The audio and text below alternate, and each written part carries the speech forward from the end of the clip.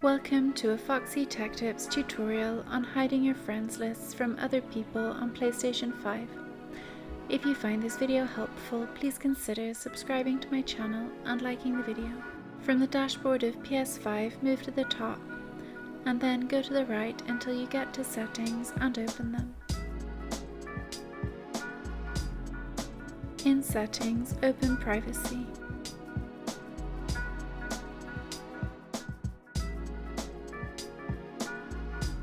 In Privacy Settings, select View and customize your privacy settings. Go down to the Your Information section and you will see the setting called Who Can See Your Friends. Click that and change it to No One. This will stop other people from being able to see your friends lists on PlayStation 5. And that draws an end to this tutorial. Please like the video if you found it helpful and subscribe to Foxy Tech Tips for more PS5 tips and tricks.